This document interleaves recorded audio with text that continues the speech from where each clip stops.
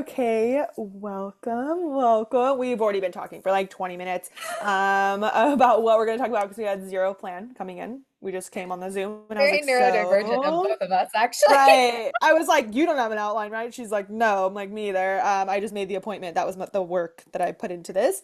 But I knew that the two of us could yap without any preparation. And we spent the last 20 minutes kind of outlining a couple things we want to touch on. So before we get too much into it, I'd love for you to introduce yourself first. Hi, my name is Amrit. I am a certified trauma-informed nervous system practitioner and herbalist, and I work through a liberation-based decolonial lens, which means that I recognize the systemic and personal Right. um, unique experiences of those who live in the global majority and the impacts that has had on our nervous system. Okay. Um, and yeah, I'm so happy to be here. So happy to have you. I really wanted to bring you on just because I know that we share a very similar worldview. I know that all of the insight, advice, information you have to share is not just trauma informed, but like you just said, informed by all of the multifaceted systems of oppression that are relevant to these conversations that I am weary to um, get people on the pod if they because I don't think a lot of people are talking about this stuff. So Oh, I'm just no. glad, yeah, and right. So I'm glad to have you here to kind of like talk about some of these things. I think one of the biggest things I wanted us to chat about today was the nervous system because, as I told you before I started recording, a ton of my audience, a ton of my clients, like part of their struggles, whether they're neurodivergent, chronically ill, disabled, or just like burnt out, depressed, etc., are experiencing, a nervous system that is, give me the right language, please, before I fudge it. Dysregulated. Dysregulated. Okay, I just want to make sure. But like dealing with a dysregulated nervous system, that's like exacerbating a lot of their struggles. And I think you have such a unique and informed perspective on that. And I thought it'd be nice to open up a conversation about the nervous system and how to support your nervous system, especially in this like context of so much fucking misinformation and scare tactics and just the way capitalism has really gotten its grip on the nervous system. So, yeah, I don't even know like a leading question to ask you here. What do you feel like is important for my audience to understand about the nervous system, especially if there's somebody who is chronically dysregulated for any of the reasons I just mentioned? Yeah, I think the first thing that I want to share is that your nervous system's response is the very appropriate response to the systems that we live in and to the world that we're living in. And especially if you are neurodivergent, we've spent a lot of our lives masking because Right, we live in a world that wants to function on the binary, that wants to function on whiteness, that wants to function on neurotypicalness. right. And as we know, a lot of people don't. And so when you're chronically trying to put yourself into a box of that, that in and of itself is going to create dysregulation because it's a conflict of interest within yourself. Right. So your response is like super appropriate. And I know it seems like, okay, well, Does it feel I appropriate all the can't even times? respond to an email Right. without having a panic attack. Like, I'm just gonna be so honest with you right now. Like, my heart's beating a little faster. Like, talking, like Stephanie and I know each other. Like, we're Right. Instagram friends, but like Yeah.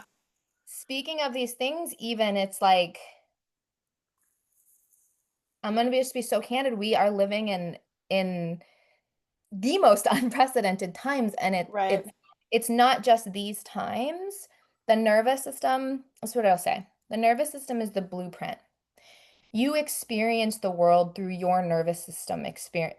experience, Right. which is why like no two people have the same response to things because it's Right. through our experiences, and every experience we have from every experience is going to remember that past experience and whether we felt safe or unsafe in it. Right.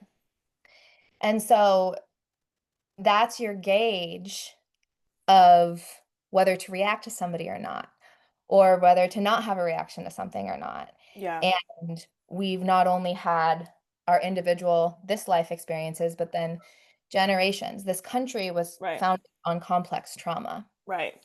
This country was founded on Right. white supremacy and colonialism. And so I say that like white supremacy and colonialism is actually wired into our nervous systems. Yeah. And depending on what type of body you live in is going to determine how much you benefit and how much you are harmed by it. And Right. there's so many different intersections in Right. there, right? Right. And so when we live in these white bodies and Right. that whiteness is challenged, whiteness is always like going to protect itself. Right. So that's why we have these like really big responses. So Right. it's like we have so many activations happening, and Yep. that's we are not victims. That's just to say, like, that's what we have so many activations happening. We have our own personal experiences, we have collective, we have our own communities, and our nervous systems were never meant to hold this much. Right. So everything you're experiencing with your nervous system is an appropriate response. Right. I feel like something I've heard you talk about before, and apologies if I'm jumping the gun here at all, but I feel like something I've heard you talk a lot about when it comes to the nervous system is like this misconception that it's about controlling it or like Mhm. keeping yourself in a regulated state or like a misunderstanding about what a regulated nervous system looks like. Mhm. And I think that's a really important conversation for a lot of my audience to hear because they are people that are experiencing stress and trauma and like being activated in different ways. And I'd love to hear you talk a little bit more about that concept of like Yeah. how do you feel like people misunderstand the idea or maybe have not the right expectations around like getting Yeah. out of dysregulation. I think two things. I think one is that people misunderstand that like dysregulation is on a spectrum and regulation is on a spectrum. Right. And after I say this, I As mean is everything. everything is on a spectrum. Again, nothing is actually on the binary Right. except for whiteness. That's it. Right. Right. Right. Um, and then I think I totally just lost my train of thought. And that was my fault completely. No. Well, You, ask the you said question again. dysregulation and regulation in your nervous Yes, are system on a is spectrum. yeah. And then, but what was the question? What did you say? It was The question was like the kind of like false expectations or oh like yes, misunderstanding about like what it yeah. means to be regulated. And we have this idea that like a calm nervous system is the goal, Yes. and it's not. Right. So if you're calm all the time, that is actually a sign of dysregulation. That's going to be a sign that you're more likely in like a freeze or dorsal vagal shutdown state, Right. not that you're regulated. Yeah. So a healthy nervous system with like a pretty good capacity is one that kind of like is like it's the scales all the time. It's It's like like some flexible. oh, we're okay, we're like this, and it's constantly doing this. You're constantly dancing around it. Yeah. And ultimately, what regulated means through the lens of polyvagal theory, which you can look up, is safe and connected. Yeah. When you feel safe and you are able to connect, that's like fully regulated. Yeah. But there's blended states too. Like we're not always fully in fight or flight. Sometimes we're between what's called the ventral vagal state, which is the safe and connected, and we're dipping between that and the sympathetic. Mm. And you're just going back and forth, but you have this thing that's called a break. You have it helps you break those things so you don't go too far into it. Right. And people who have a lot of history of trauma and dysregulation don't really have that break. So even like things that are good and exciting, if you get too far into it, it can throw you into sympathetic or it can throw you down into dorsal vagal shutdown. Mm. And that's where the part of learning how to build nervous system capacity, like Yeah. I don't want to use the word successful, but I want to say like an efficiently running nervous system Right. can appropriately adapt to whatever nervous system state it needs to for the moment and Right. return to safe and connected enough for that moment because we know that safe and connected fully is not always available. Right. And what happens oftentimes to those of us who went outside of what is called the window of tolerance, so you went outside that ability to return and you stayed in one of those trauma states, that's where the full dysregulation kind of happens. And so we have to work to create a bigger capacity so that we can slowly dip back and dip back and dip Right. back without going outside of your window of tolerance. What contributes to a larger capacity? Like, A how do lot of different you, things. yeah, Yeah. I'm sure it's Yeah. not a simple answer. Yeah. I'm just curious, like, a little bit about what that work can look like, or like Yeah. if there's someone who's like, clearly I need to work on my Mhm. capacity, like, how do I, like, what are ways Yeah. that we're nurturing that? There's kind of like, again, spectrum, a Right. different, there's like daily things you can do Yeah. to just help keep yourself like, um, I, I think the word regulated and dysregulated is so overused, Oh, but I know. for It's hard lack of it, but to, like keep yourself kind of regulated. right. But the things, and those are really, really, really important. Which I Um, think is like what a lot of my audience needs. Like a lot of yeah, my audience has this chronic dysregulation, right? Not just like, you it's not know, just acute. yeah, it's not just like this, like, oh, okay, there's some acute stimuli and like they had a reaction that felt disproportionate nervous system wise, but it's like, no, like every day they're waking up and they're fucking Yeah. activated, essentially. And that's where you see, okay, I'm going to tell you right now.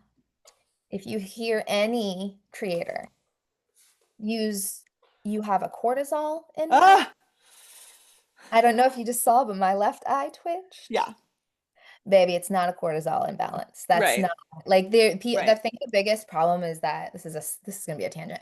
The biggest problem is that these words that were intended for clinicians, these words that were intended for psychologists, and like, right, yes, there's nothing necessarily inherently wrong with it, but I just did a whole post last week on how you're probably using the word gaslighting wrong. right, Actually explain to you what it is. right, So they become these pop words and then they lose their meaning. So like, right. yeah, your cortisol should be high when you may wake up in the morning. That's why you That's fucking normal. wake up. Right. You'd be asleep if your cortisol was just, Now, if you're yeah, waking up and you're like, you have anxiety every morning, my right, suggestion to you is, and this is what I do, because I right, also am very open about the fact that I live with CPTSD, yeah, have a chronically dysregulated nervous system, right. And that's neurodivergence. and it's neurodivergence. Yeah, I also have suspicion of something else, but I'm gonna wait until I yeah, actually get a diagnosis on yeah, that. But the best thing that I have done for myself in my own healing journey and in my own like helping my nervous system kind of, because you can't just like, you right. can't beat it into submission. It's You really can't white knuckle your way into a no. better And nervous system. Yeah, no. And a theory I use a lot that is very helpful for people when it comes to anxiety and when you're experiencing it is that your nervous system is your inner child. yeah, It really is, and and for those of us who have complex trauma, it is frozen in those moments, right. right? I just literally posted today about how like when you're feeling really activated or triggered, like the best question to ask yourself first is like, how old do I feel right now? Yeah, Gonna determine what's gonna be able to help allow yourself to feel what you need to feel and then right, regulate. right, And so it's like when you have anxiety, like let's say that's your inner child speaking to you, right? And it's kind of similar to like if you've ever been around kids and you like the kids like walking and just like falls and they wait to see what your reaction is. And if you're right. like, okay, get back up, you're good, like they might let out a little like, but then they Yeah. get out of their mind. But if you're like, Oh oh my my God, God. they freak out too, because that's Right, co-dysregulation, which is a whole, whole different right, thing. And so that's what happens when we experience anxiety sometimes is like we're the parent and right, our nervous system, the inner child, and our inner child freaks out and we freak out too. And then right. we're spinning out and spinning out. And we have nothing Yeah. to. Which is like the anxiety spiral, right? Yeah. It's like I am anxious and now I'm Yeah. anxious about being anxious. And the thing that has transformed my every single day, and when I don't do it, I really notice it, is getting up and going for a walk first thing before Ooh. my coffee. And I know like the getting up is really hard for some of Yeah, y'all. of course. I know, I Yeah. really do. So if you can just get up, I brush my teeth, I feed my cat because if not, he'll harass Yeah, me. that's not optional. And then I go and it's just 30 minutes usually. Yeah. Like sometimes I'll do extra, but it's 30 minutes. And what I notice is within about 10 minutes of walking, my breath regulates, my heart rate regulates. Like I'm like, oh, I feel safe right now. I feel connecting to Which, I'm sorry to interrupt, but is a conversation I've had a lot with multiple people. I had this conversation with the non-diet trainer. I posted a podcast episode with her. I also had this conversation with high functioning burnout, Olivia, and I had this conversation with non-diet trainer just about the importance of movement in some capacity and like gentle forms of movement specifically for like helping people who Yes. are chronically dysregulated, like especially I'll neurodivergent explain folks. why the gentle is better. Yes. Oh, yeah, absolutely. I think, and part of the conversations I was having with them was about like misunderstanding somatics. I also had that conversation with um, a, actually a client of mine who's a therapist who does somatic therapy, and she was talking about the, same thing, buzzwords, people taking over the idea of somatics and turning it into like punch a pillow and scream like 100% of the time and not understanding that there's like A spectrum. right, right, and that like certain forms of movement can actually be activating in not a Yes. positive way and things. Yeah. But I think all of that to say, like, here we are again, my fucking third podcast episode talking about how neurodivergent people need to explore gentle forms of movement for the sake of their nervous systems Yeah. in some way, and how I think we're all very sleep on that function, especially with diet It's culture in the mix, kind of co-opting the function of movement to be something that's about optimizing your health or optimizing I your hear biohacking 100 biohacking, right, times. right, Oh, biohacking, nervous system regulation, bro. right, literally. So yeah, like I totally understand why something like a walk. I would love to Yeah. hear what you said. I'll give you more about why gentle is important. Tell me more Yeah. about movement, So, your relationship with movement in the nervous system. yeah. So people who oftentimes live with chronic anxiety also live with chronic depression, right? Yeah. And the reason for that is that if you look at it through the lens of polyvagal theory, you've got the sympathetic response and you've got the like dorsal vagal shutdown response. And the hierarchy is dorsal vagal shutdown, sympathetic, and then ventral vagal. And to get to ventral vagal from dorsal vagal shutdown, you have to go through Mm, sympathetic. yeah. Some people get too activated in that because they're not doing the right things. And so then they get stuck in that and then they go back down into dorsal vagal shutdown rather than going up and through to Yeah. the ventral to safe and connected enough, right? And Right. it makes sense. Yeah. So if you are actively anxious, like I always say that anxious bodies need action. Yeah. That is exactly what it's asking for. You are in fight or flight. Your body's asking you to fight or flight. So that's when Right. you want to punch a pillow, Right. scream into a pillow. That's when you want to like go for like go do sprints. That's when you Right. want to like throw a tantrum and like do or just shake it out. Truly, I just say Right. like anxious bodies need action to move back up. Right. But if you're in that shutdown state and you're in like depression, you have to slowly move up through Yeah. the sympathetic. You have to slowly activate the sympathetic so that it doesn't like fully activate to get back. So that's why walking is really great because it still gets your heart rate going, but it's not too much to trigger a sympathetic Right. response. Mm-hmm. Yin yoga can be really, really beautiful for people. Just Breath like work? breath work can be great. I And put a air can question mark. also be really triggering for some Yeah. people, depending on where you're at, especially if you have CPTSD. Um, I have like I have a long history of breath work. It's a whole different part of my life that I don't know if I've Yeah. decided what time. I don't know, but like, so I would say that I always tell people when it comes to any type of somatic practices, when you're being guided by any type of practitioner, is that you know your body better than anybody else. Yeah. So if it feels uncomfortable, that's always an invitation to lean into the discomfort. Yeah. But it's so important for us to understand the difference between uncomfortable and like danger or harmful. And if you feel Right. harmful, that's always your cue to like fully pull back. So just if you've ever gone to like a breath work course or anything, and that's not something that's been given to you by the instructor, it should be, but like know that you always know your body the Yeah. best. And I always tell people that's another way to increase that capacity is that we have to learn to sit with discomfort. Yeah. And for those of us that live in white bodies, it's especially hard for us to sit with discomfort because we've never had to learn. Yeah. We're like not used to that. Yeah, The at same all. scale. So Yeah. it's, yeah, like, so learning, and what I mean by that is like, and this goes into like a bigger conversation too of the collective ability for us to not sit with discomfort. And that's why Yeah. we are where we're at. Right. Nobody's willing to give up any type of their comfort, Right. i.e. white people, for other Right. people's for No, other true. people's comfort, right? So Right. learning how to sit with that. And there's so many different ways, and this is going to sound so simple, and it is, but it's also not a one and done. Nervous system work builds upon itself. Yeah. So, like, the more you do it, the more you're going to create what I call like new nervous system pathways, just like new Right. neural pathways.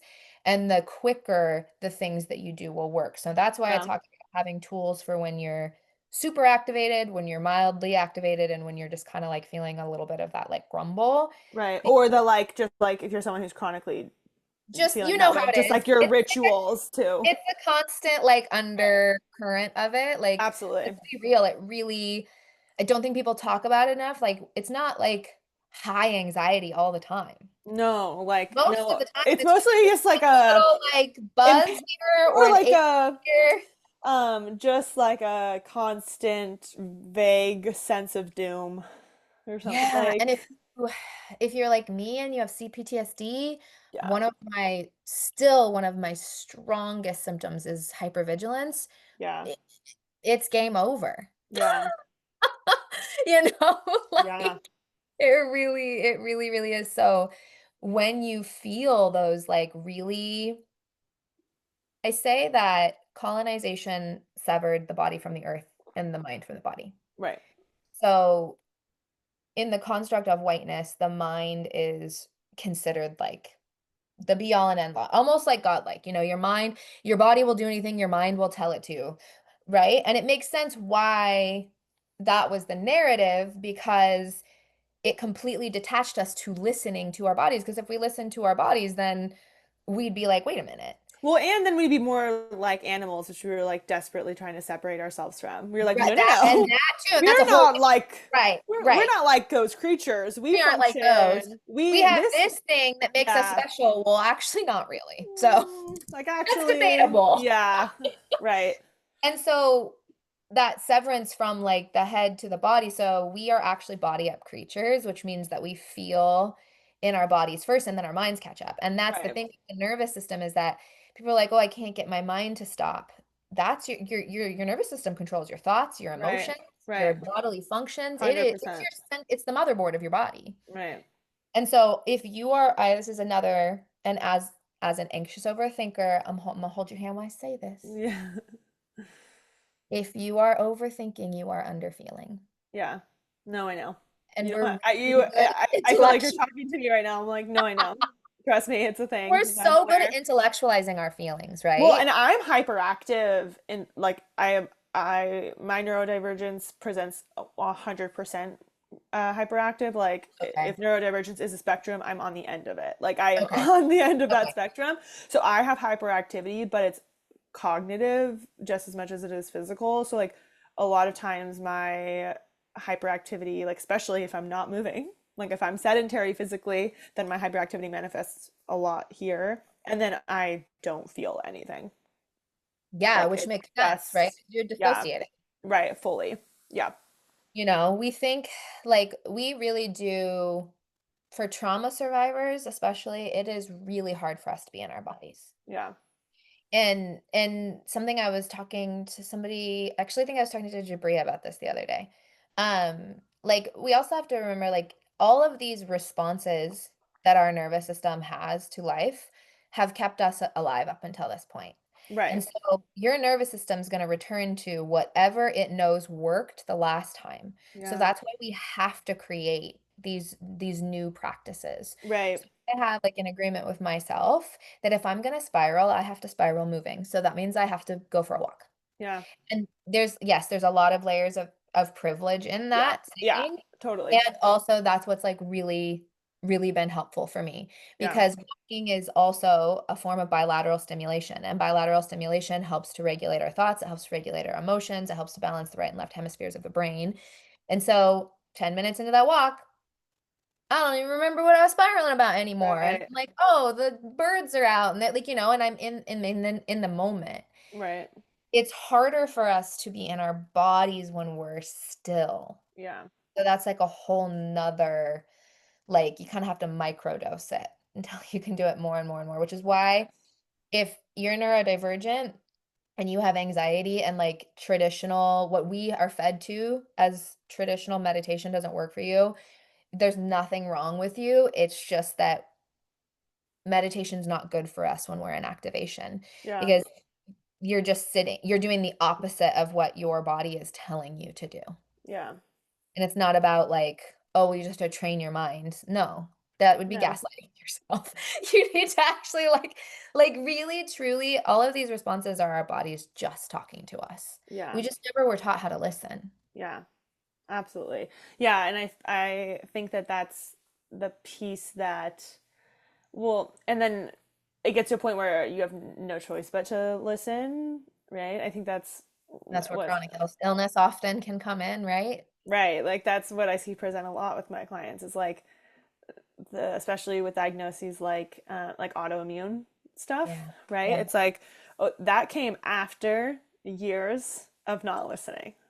And not that that is something that I'm saying is anyone's fault, but it's like No. your immune system has a response to prolonged periods of stress or trauma that you don't get taken care of. So yeah, I see that all the time with my clients. So like the autoimmune, not just my clients, my audience in general. Like it is insane what portion of my like following is not just neurodivergent, but is also like chronically ill. And that like the chronic Yeah. illness or the autoimmune illness or just the depression, like all of, and they all kind of present in similar ways or impact people in similar ways, like all of that um coming later. Like these are all new experiences too, right? Like in their 20s and their 30s. Yeah. Like Well, it's not also, oftentimes too, what happens is that once you are out of like active trauma and you do start to feel safe, then your body feels safe enough to like right, that's oftentimes why. Like obviously, like they actually are coming out with studies to approve a lot of this. They're noticing it's much higher rates in women and women who right, have a history of trauma right. or, or women identifying people. Also So the what are the scores? The childhood trauma ACE score, scores? ACE. The ACE scores being like having huge impacts on like how Yeah, you autoimmune want to know chronic what's wild? illness. I'm a 9. Yeah, And there's only one question that's no on that for me. I believe that based on the little amount I know about your history. Isn't that crazy? Um, The ACE is the Adverse that Childhood experience. Experiences Yeah. test, and it's not the only, but it is No. one of the screenings that they give to determine different types of things, CPTSD being one of them, Right. like other types of things. But a 4 or higher is like there's 10 questions. A 4 or higher is considered like more evaluation is needed, Right. essentially. There's more Right. or there's likelihood that. And it makes sense that now they're showing like the ACE scores associated with people with chronic illness. Yeah, and autoimmune stuff especially, which is just crazy. Specifically autoimmune. And then Yeah. it's like women just being like, "Yep, we've been We've been saying that. trying to tell you. And I We've like been saying that." it's just something that people think is kind of like out there, or I don't like to use the word for but like woo Woo woo. woo. Yeah, for lack But of a like better. epigenetics is actually real. Yeah. So if you like collectively, millennials have been the generation that has been like, fuck this shit. Yeah. We are not doing this anymore because Yeah. y'all told us to fake it till we make it. And we've been faking it and we're still not making it. Like, Right. and so you have to remember like our parents and our grandparents, they did not, most of them, Yeah. 99% of them, especially us in white bodies, our blue, Right. did not deal with their shit. Right. And so you exist in your mom's body when Right. your grandmother is 5 months pregnant with your mom. Right. So anything traumatic that happens from your grandmother being 5 months pregnant until you are born, and not everything the traumatic that happens results in post-traumatic stress. It is Right. about what happens after to help your nervous system regulate back to safe. Yes. But like any of those things can impact your literal DNA. Right. And that's crazy to me. That's so crazy. Piggybacking off of that note is like when we're talking about, because obviously, like my kind of field of expertise, when I'm a dietitian, like just reminding anyone watching this, Legit. like, and not just that, but like I'm only a dietitian. I'm saying I'm a dietitian to remind people that I am not a therapist. I am not a mental health professional.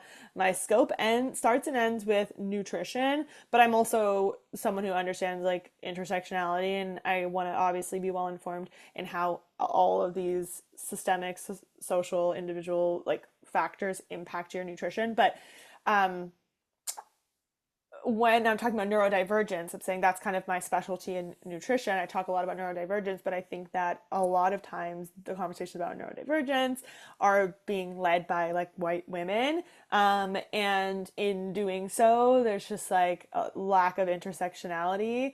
And if there is intersectionality, it's mostly like, oh, and other disabled folks. And then it's like, okay, but there's like other There's a lot systems. of those. Yeah, and like ableism isn't like where it stops and ends. And I think that like ableism being rooted in colonialism and capitalism is something that like took me 42 seconds to come to the conclusion of. Like as soon as I started being like, hey, that's ableism, then I was like, well, like that's also, well, then actually that's like Which is also all colonialism.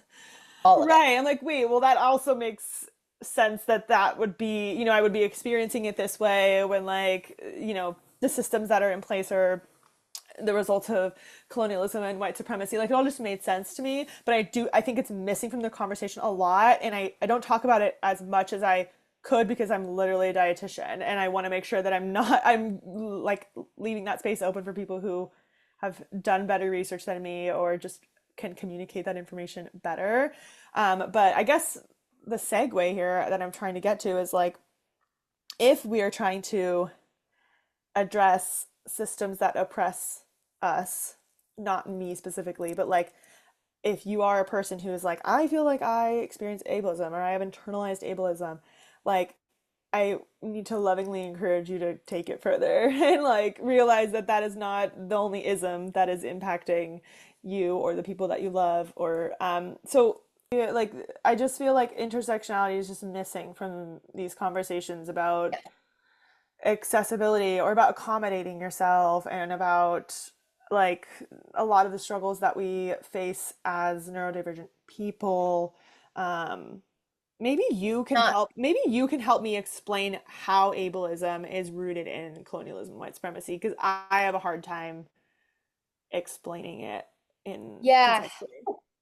Well, like I said, it's ultimately all of the isms, all of Right. them, are Right. rooted in anti-blackness. Right. Because that's what like the both ends of the spectrum are like whiteness and blackness, right? Right. Yeah. And the antidote to whiteness is blackness. But people Yeah. don't understand what that means. So it's hard to even say, and especially online to have those conversations, people don't understand. Yeah.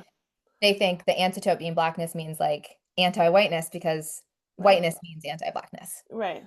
Yeah. So when it comes to any of the isms, I want to invite those of us who live in white bodies.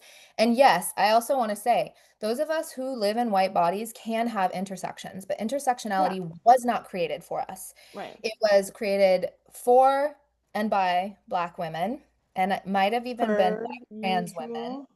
per usual. And I also want to say, like, I am not, and I always say I am on this journey too. I'm not an authority to this work. Yeah. Everything I have learned has been from Black women, and Yeah. I speak because I use my privilege to speak on it because Right. I've learned. So I could say something that's incorrect. I could say something that's wrong. I could like, I always just say be curious and like listen to Black women. Right. When in Ultimately, doubt. when in doubt, listen to Black women. Right. Um, so colonialism is this idea that completely washes us of any of our identities. Okay. Right. I think that's even just like that sentence alone, I think is something someone can chew on to be Your like, identity becomes the color of your skin right. and your white. And ultimately, like late stage colonialism is like white and black. That Right. like that I is was it. just gonna say binary. I think that's It's like we've binary. just made like how There, many nods to that, right? Like I feel like colonialism and white supremacy is just all about binaries and it it's about is. like And existing. rules and boxes and Right. don't you have to fit into a specific idea. If you, this is what I say. If you are not a rich, and by rich I mean rich, Yeah. cisgendered, hetero, white male, Yeah. white supremacy and the patriarchy are harming you. However, I have a very deep belief that us white women sold our souls and our humanness and Yeah. our womanness for whiteness. Yeah. And I believe that white men sold their they created whiteness, right? So Right. it's like, Right. right? So like again, there's intersections, but ultimately colonialism wipes you of any of your own identities, your uniquenesses, your anything. Right. So if you do not fit into a white, blue-eyed box Right.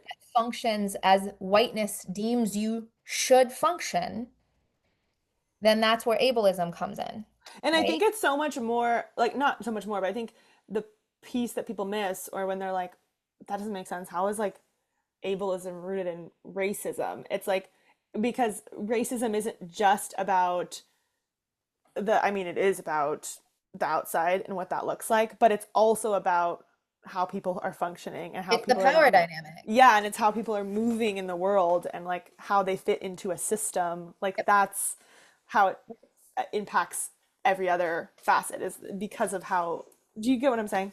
Yeah, because Yeah. that's why it's always wild to me.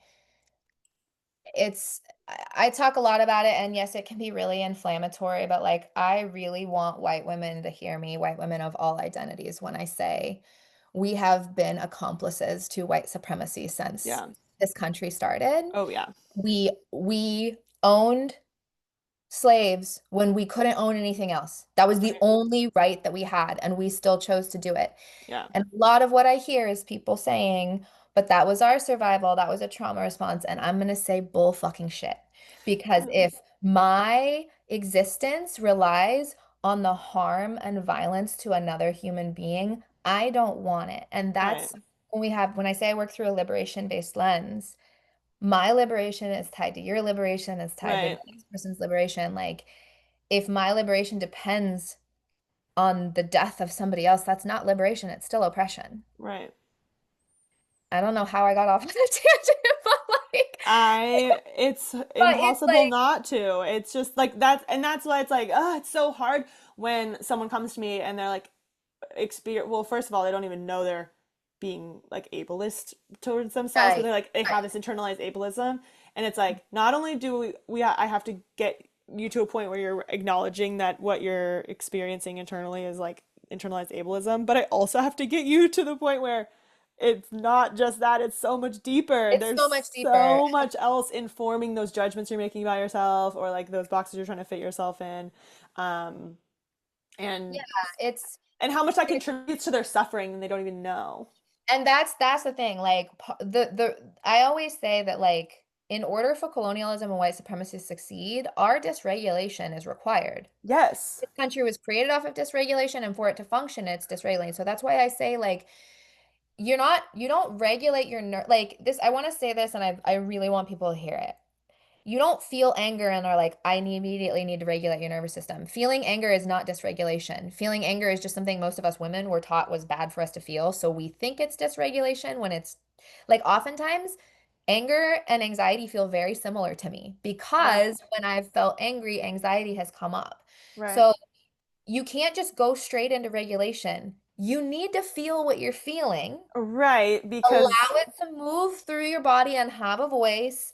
right. And then, because if you go straight to the, oh, I got to make it stop, that actually decreases your nervous system's capacity to hold because every time you experience that, you think, oh, I'm just going to stop it from happening. Well, and I think that's a great way of saying like how the nervous system work is tied to these systems and why it's important to acknowledge it is because if you have a reaction of anger, probably rightfully so, because Right. of some level of injustice or harm has been done, and your reaction to that is to suppress it and Suppress push it. it down, then who benefits from that? Not you, the person doing the harm, the person doing the oppressing. So I think that's a perfect like example of how these systems have Absolutely. infiltrated. Yeah, And this is why I also say, like, if you are gonna like commit your life to doing this work, because it is a lifetime commitment, just like healing is a lifetime commitment, just right. like growing is a lifetime commitment, there is no arrival in this work ever. Yeah, Especially those of us who live in white bodies, we will be learning for the rest of our existence here. Um, this work is vital because, like I said, whiteness is always going to protect itself.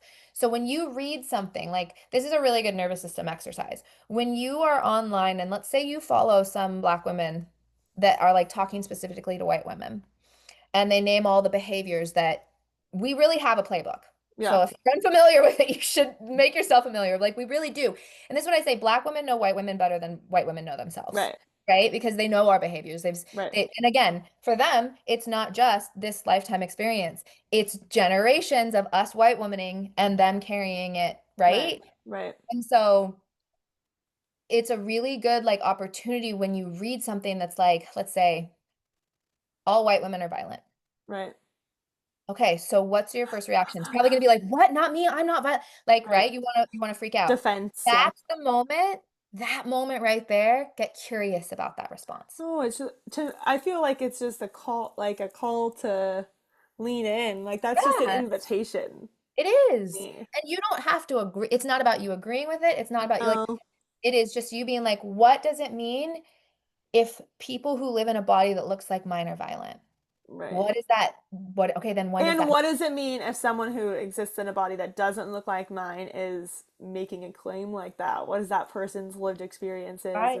or And let's talk about knowledge? Yeah, like white people, we love to center our emotions and our feelings and our experiences. So like yeah, oftentimes what happens is I'll post something about I posted something a while ago about just because I speak to like the disparities in Black women getting recognition for certain traumas they experience because it was an right, answer to a post, like you center yourself and be like, well, all women can be raped. Okay, I yeah, didn't say that. I wasn't saying I wasn't right, like why like it's those things where like those moments where we want to like center ourselves, those are the moments where we need to decenter ourselves because it's not about right, us.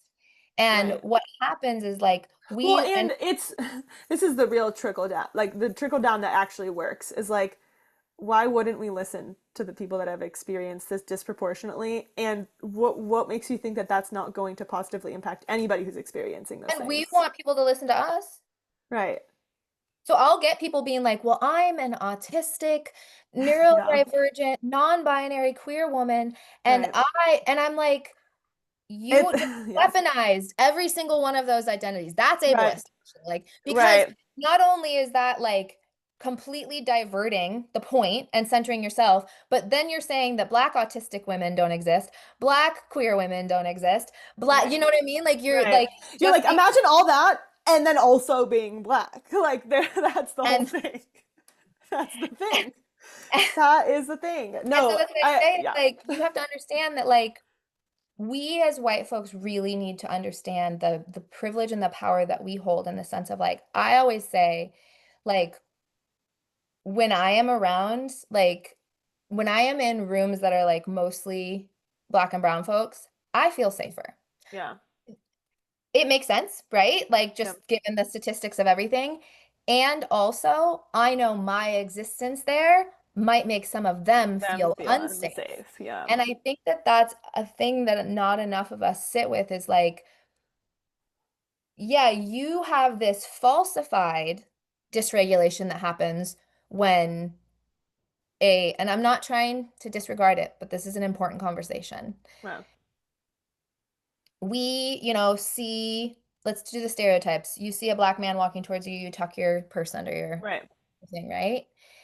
That's a falsified sense of dysregulation. That's a dysregulation that's in you, that's an unconscious bias. Right. Because in that situation, historically, more than likely, he's actually more at risk of being harmed for walking past you as a white woman Yeah. than you are at Right. him. Right. And that's not to say that all men of all types can't be harmful to all types of women. Right, right. And also, And also, literally just and also. and also. Yeah. No, Like a period. really good thing to ask ourselves to help build that capacity in general is like, where did I learn that from? Yeah. Where is my whiteness showing up? That's a question Yeah. I ask myself a lot. And just privilege in general, I And think. where is my privilege showing up? Absolutely. Yeah. Which, yeah, that's where I feel like I see the intersectionality sometimes, just like leave the chat when we're talking about neurodivergence or ableism and like how it's internalized. It's like, oh, like neurotypical privilege. And then it's like, but then, But then white neurodivergence. right. And it's like, well, there's still a lot of layers there. I feel like this will give people stuff to chew I on. hope it Like wasn't too truly. harsh. No, I don't think so. I mean, I this is nothing that shook me at all, Okay, cool. personally, and like I think it'll open up conversations if anything. And if you felt activated by listening to this conversation, then I think right, like it's I a always say if the shoe doesn't fit, you don't have to wear it. right. You don't have to fight against something that doesn't fit for you. Also, a well-being scientist. Do you follow her? The I don't well-being think I scientist. do. Oh, Okay, you'll love. okay, I'll Oh, find you'll her. love. Okay. She says like her bios is like putting the we back in wellness and like it's Oh, I all love about it. Yeah. collective. Yeah, she's amazing. But anyways, she talks about like replacing the word like the idea of calling people out and calling them in. So I think like if you Yes. felt called out at all by this conversation, please take it more as an invitation to be called in. And I really do like, I really this doing this work's not about to me. I really do believe that as specifically as white women we have such a huge responsibility because there's Yeah, a lot of responsibility that lands in our hands, yeah, like I said, historically there's a book called They Were Her Property, and there is history of how we have upheld these systems yeah, historically. yeah, And I think that it's really important that I say that even though this work is not about us, it absolutely we have to decenter ourselves. If you hear me and you think, wow, she's really like she hates white people, because I get that sometimes, yeah, I actually have such a deep love for myself that I would yeah, never want to be intentionally harming somebody or yeah, unintentionally harming somebody. So yeah. it's really about like it's not for you, but it does come from a place of self-love, because why would you want to be an oppressor? That's literally all I've ever felt. I've always just been like, I don't want to participate. And like, I also feel Don't like want to participate truly. I don't want to participate. And I also know there's so much subconscious participation that There happens against is like that, that we don't even think of yeah, that it's like, until oh, you hey, I start to have question. to, right. And then I like, if you want to opt out of participating as much as possible, then You there got is to do this work. yeah. It's the same thing with, like the idea of like as practitioners being like, you're gonna do harm, you've done harm. And like also being able to Yes, accept and and acknowledge that is how you minimize harm.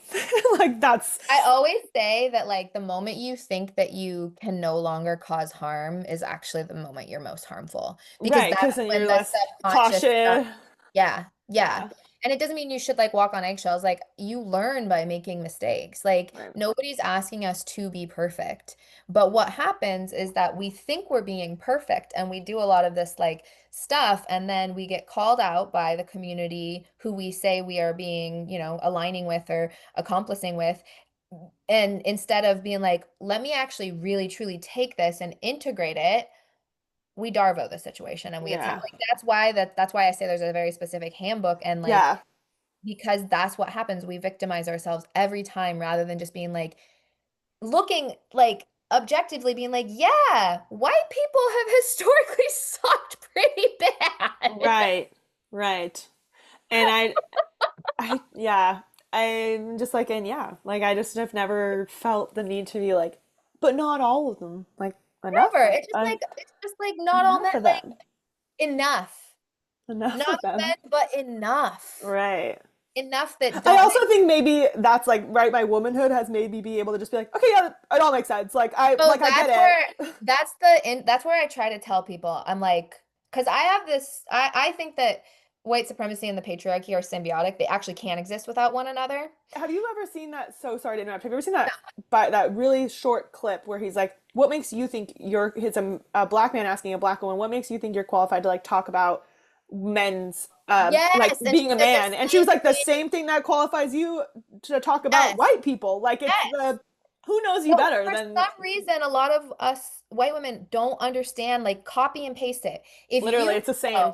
Well, not if the you same, know but that your harm, okay, your heart rate goes up if a man's walking behind you. right, Hey, a black woman's heart rate might go up if you're walking behind her. Like, why can right, you not copy and paste? right. Why She's like, can "But you I'm a not? woman." Because and this goes into I actually have not posted this on Instagram and I only posted on TikTok.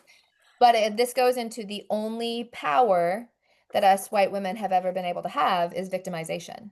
Yeah, And we're very calculated, whether we're conscious of it or not, or of who we that's victimize so ourselves true. against. That's Because true. we can't victimize ourselves against white men because the world is rigged in their favor. Right, 100. I feel like I don't even want to talk about the other stuff that we I because know. I'm just like I feel like this is a Unless you and want to I just think switch we're gears gonna I think really we're gonna quickly. I think we're gonna clickbait people who are here Yeah. to talk about their nervous system, and they're Yes. gonna be like, "How did we get here?" And we're Fuck like, is this? "Exactly." That's what, and This, we honestly, though, I kind of apologize because this, do not invite a Scorpio stellium onto your podcast if you don't want to go into the depths of our are you a subconscious. Scorpio? I am a Scorpio sun, Oh my Mercury, God. Venus, Pluto. Wait, when's your birthday? 11/11. 11/21. Last day, Oh baby. my God. Oh wow, you're cusper. We are, between our signs, Insufferable. we are ride or die bitches, though. Yeah, no. Like No, I know. I once have we very are intense locked in, energy. we're locked in. But also, once you do that one last thing that just lets us leave, we're never speaking to you again and you don't exist. That is really true. That is really, really true. I don't have like a strong cutoff game in terms of like I will give people chances, but then Oh, yeah, once so my many chances. but my cutoff game is strong once I've decided for Same, same. certain. Yeah. Yeah, no, people are always kind of surprised by my Scorpio-ness. I don't know. I see it because I think I see it in your like desire for truth, Yeah. No, thank you. I you agree. know? I agree. But yeah, I think this is a conversation that needs to be had, especially for folks that are like want to get into nervous system work a little bit, but maybe are like only consuming information about their nervous system from the same people that are like really upholding and reinforcing all of these systems that are actively contributing to their chronic Like if dysregulation. somebody tells you you can't manifest because your nervous system's dysregulated, you can have my full permission to punch them in the dick. Whoa, that's scary. I see it so much. Oh, you're not making money because your nervous system's dysregulated. You're not. When arguably the richest people at the top have the some of the most dysregulated nervous systems. Right. Let's just be real, you Well, know? and they're like, and you know what will fix that? Ashwagandha. I ashwagandha and cold showers. Oh my God, not the cold showers. That will never do anything positive for me. I can tell you that. It doesn't work for everybody. I grew up doing them, but Yeah, the ice pack on the chest does work very well for I've me. heard good things about that. Anyways, this was fantastic. I had a fabulous time. I think a moral of the story here is like folks who are experiencing chronic dysregulation, especially on like a daily basis, like you're just somebody who is like existing in a chronic state of dysregulation. Um, what do you feel like what are like three or Mm, so things you want them to take away from this discussion? Obviously, one being, hey, like the systems that are sure. right Absolutely contributing that. to And just that. that's definitely one of them is just like recognizing that your response to this is like very valid Yeah. and also like there's things you can do that will help. And Yeah, I was also, gonna say what can I do? I think sometimes and I yeah, don't want someone to come into this feeling dysregulated and then be like, so I can't fucking do anything about it. Like, right. okay, now I So feel yeah, like helpless. I said, like daily gentle movement, even if it's just 30 minutes, even if it's like putting on a playlist and dancing in your home, like whatever you have Yeah. access to. Um, I know that this is hard for us neurodivergents because I've talked to Stephanie about this. I'm horrible, but truly making sure that you're properly hydrated and properly fueled is Yeah. going to help with your dysregulation Oh, because 100%. I have like clients all the it's gonna time. help you feel grounded. When your blood sugar's low, you're gonna feel anxious and ungrounded. Like A so, 100%. I tell clients all the time when they're like, I can't eat because I'm anxious. I'm like, I hear that, and no one's asking you to eat a gigantic meal when you are disgusted by food, but no, we've got to figure out what foods you can consume I in have small gotten amounts. I used to have that same excuse of like, oh, I just don't have an appetite in the morning. And Costco's got 30-gram protein shakes in the cans ready to go. Right, I grab a right. couple when I go and I have one every morning. Like that, it really seems so simple. Um, and also like truly like validating, like, yeah, I understand why you feel like this. Like maybe there's not any like tiger in the room right now. Like we're okay. We didn't even get into this. Like the tools you use are going to depend on your like thing, but like I said, like you so much of this work is being, I know the term is mindful when it's like being embodied. Embodied. That is the same language that high functioning burnout Yeah. uses, and why she talks about like somatics, and she talks about strength training, and she talks about like So just that's the other thing is strength training. That has been a yeah, huge part of my nervous system expansion, like building. I have been powerlifting for 4.5 years now. yeah, And it has it in the days when we're like maxing out, yeah, that actually takes your nervous system to its edges. But also, one of the things you can do to really continue to expand is doing those things that you don't think you can do that can scare you, down to setting that boundary, yeah, telling that friend, no, I can't right now, having your phone out of your room by 10 o'clock at night. yeah, Notice every time you pick your phone up to scroll what your body's response is to that scroll. yeah. Like, really start to build an honest, compassionate relationship with your body, And a not a curious, judgmental one, a curious and curious one. Curious. I just feel like there's so much like jump to judgment, and this goes for food. Have this conversation with my clients all the time about food and like eating behaviors. Like when the eating behavior or a nervous system response isn't exactly how you want it to be, we jump straight to judgment about it and being like, this is wrong, this isn't right. I hate that this happens. Ugh, and we don't rather than get like, oh, curious okay, enough. I ate that extra cookie. Why did I eat it? Yeah, and what's happening? Like, What's what is happening in my body? Like, contributing? is that guilt that I'm feeling actually guilt from me, or is it an outside projection that I Right. internalized? Like, where, and like getting curious about what is contributing to the behavior or to the nervous Exactly. system response instead of just jumping straight to like judging whether or not it's Yeah. good And enough. that's where I say, like, your body's not trying to attack you. It's trying to talk to you.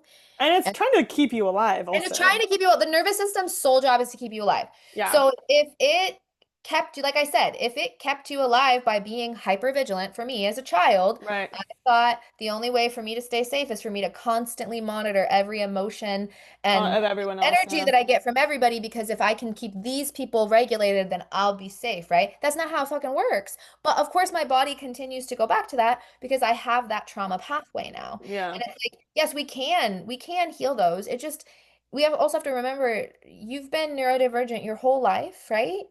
And how long have you been aware of it? And how long have you been giving yourself like compassion to like Well, navigate and through then also living? that's the binary understanding of like heal or unhealed instead of being like everything's on a I literally spectrum. just, so I have a new Substack. It's free. It's called Unsubscribing from Whiteness because that's what I like to describe of what I'm doing. And it's this week's episode, this week's post was literally like forgiveness, whiteness, and the myth of healed.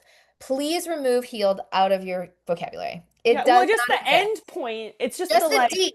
There in the is no healed. We are healing. There's no arrival because in this is the binary of like you know how many times I've heard people be like, well, I healed that. Well, baby, that's not how it works. That's not how your no, nervous I've system works. no, that's Like it not is what's going not, on. it's not linear. And so healed is we're no longer here. Healed is we don't need to experience human emotions anymore. We don't have triggers anymore. Healed is resurrected beyond this lifetime. We Right, are healing. right, Because when we say I thought I was healed, that's judgment.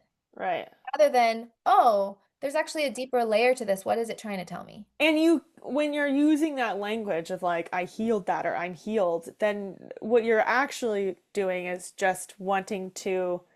label that Mhm. state so Sure. so that it can be exist. Decolonizing it. Yeah, and If so you that it can don't exist on want, that binary, so you can say, "Yep, it's done. I'm healed. I'm right instead of wrong. I'm successful instead of a failure, instead of just being like, it's it's all the just, labels. yeah, And I it's want to like, I just lost my train of thought. I happens to me all the time. I get so irritated. That's why like I'm like, do I have also ADHD? Or because the further I got into my CPTSD recovery, the more I was noticing these other symptoms pop up, and I'm like, oh, It's hard because like CPTSD, like I just feel they like I have a, mimic each other. yeah, like sometimes it's just that, but like I mean, It might, totally and could it be very well both. might be that too. Yeah. That's why I'm just I like, also but always tell my clients too, like they'll come to me and they'll be like, I don't even have a diagnosis, but I just relate to your content. Or I'm like, that's literally all I care. Like that's all that matters. I couldn't care, give less of a fuck about like what letters you assign to it, especially because diagnosis, like I'm your dietitian. Like all I'm here to do is help accommodate you and like and help you like understand how to feed yourself in the context of your barriers and like whether or not those barriers are from CPTSD or ADHD or OCD is doesn't like matter. depression is like fully irrelevant to me. Truly. So yeah, I'm like self-diagnosis valid around here. You think you have autism, period. Like I'm not gonna Okay. check you on it. Yeah, because that's not your job. No, it's Like not. truly. It's fully not my job. And it doesn't impede on my job to like get an official diagnosis or not.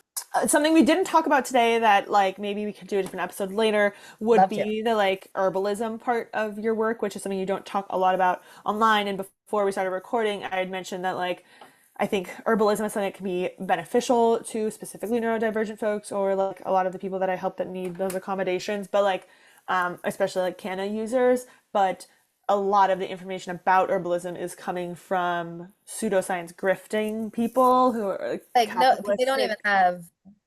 They read a pamphlet on Right, herbalism, and it's very clear. right. If any And herbalist even tells you that a liver detox oh exists, my God, do scared. not trust them. Scared. So that could be another thing that we talk about Yeah, separately. Just I would love that. yeah, because I think that a lot of my clients could, or I always say my clients, like everyone that follows me is my clients, but like I'm a ahead. lot of my audience could benefit, I think, from those conversations as well. Yeah. But today the theme was there is no real healing or real nervous system work that doesn't include you leaning into All the unpacking. discomfort. Uh, Yeah, and And, and unpacking. It really and does. I don't I think I said this before, but it's before we started recording. Collectively, like in this country, our core wound is colonialism yeah, and white. I also think it helps so much with the internalized guilt and shame that we experience because like guilt and shame is also right totally rooted in colonialism, purity, like the Puritans and all of that. It's like the guilt and shame of it all. I feel like is some if that's something that dysregulates you inherently, right? You spiral like that in and of Well, and then you itself. try to make yourself feel better, and like the reality is like we shouldn't make ourselves feel better about this stuff. Is it something you yourself participated with? Probably not, but like me just walking through the world, I have so many more privileges. And You know I what I just feel mean? like Like, the guilt and shame that we often experience, like about, I mean, I'm obviously a dietitian, so I'm witnessing a lot of guilt and shame about food choices or yeah. self-care practices or like what, productivity looks like to someone. Like really understanding how those beliefs are rooted in colonialism, capitalism, white supremacy can also help you shed those internal dialogues Like about when guilt I'm and like sitting shame. around doing nothing, I'm And then like, you're I like, I'm being lazy, and then you're working. like, I go, should be wait. working. And I'm like, actually, You know no, who my would value love is that? not rolled up in whether I'm making money or I was gonna not. say, you Like know who would love for you to be getting up and working more? colonialism. Right. Like colonizers want me to work more. No, Colonizers but would. truly, there's No, been but that is times. kind of how you flip it too. And like, I know like white women have been really co-opting stuff, and I think that that's Right. why you can't just, you've got to, it's all anti-racism, decolonizing, like leaning into being pro-black. It's all encapsulated because they're all connected to one another. Right. They And don't exist without one another. yeah, and that's what this call in is intended to Exactly. get you guys thinking about is just that they're so interconnected. And then I think if you are somebody who is neurodivergent and you're looking for more information about how to whether it's like support your nervous system, nutrition, health, wellness, self-care, all of that, if you're getting that information from people, creators, professionals who aren't at even nodding to these systems of oppression and how it's all intersectional, then like you're missing a Like if huge it's an account piece. who hasn't said anything, No, like that's listen, like not a good account. I have an ADHD like account that I've been following for a while that's like for business owners and like about and like they have a lot of great information, right? Like about like how our creativity exists. It doesn't fit into traditional work hours or productivity expectations, etc. But like they were like, oh, like you struggle with like productivity, like comment this and I'll send you like chat GPT prompts to help you get more productive. And I'm like, First of all, where do we we've start? we've lost the plot. Like Where my thing is like where do we unpack I that don't from? even know. Like, and so I actually made a post that was like, we need more productivity hacks, or do we need to unpack the fact that the expectation that we need to be productive all the time? It is something as like, oh, I feel so guilty. Okay, what are you going to do about that guilt? Yeah, be And that productive doesn't with it. mean you don't do it out of guilt, but like what are you going to do Learning. that's different than somebody before you? Right. Like we would not be in the situation that we are in today if we would have just listened to Black women. That's an inarguable fact. Story of our lives. Story of our lives. So that's why I say the reason I am where I am on my journey is because I have actually listened to and applied and embodied and integrated Yep. what Black women have taught me. And Yeah. I remembered what I was going to say earlier is that you don't want to let go of your trauma. That does not exist. Yeah. We want to integrate it. Resmaa Yeah. Menakem calls it digesting it. It means you integrate it into yourself as an experience and as a part of you, but Yeah. it no longer controls you and the way you move. It's not Right. that you healed it or moved on from it. You have integrated it. And it's just not in the driver's It's just seat. not in the driver's seat anymore. Yeah. I think New approach. and I feel like that's a beautiful thing to end on. Yeah, Also, fuck yeah. At the end of this convo, I was like, what am I gonna name this? Because I was like, ooh, we'll talk back and forth and message, but I'm like, I kind of want to like clickbait it a little bit I do for the too. sake of like getting people in I here to think we should. listen. Might piss some Okay. people off. Us squirt. We don't mind. We don't mind. No, no. You can find Amrit at The The Untamed untamed herbalist. Herbalist. Yep. On Instagram, I'll like put all of her info obviously in the description. Thank you so Thank fucking you for much. having I'm me. gonna stop recording, but I'm gonna keep talking to you, so Okay, cool. don't like hang up.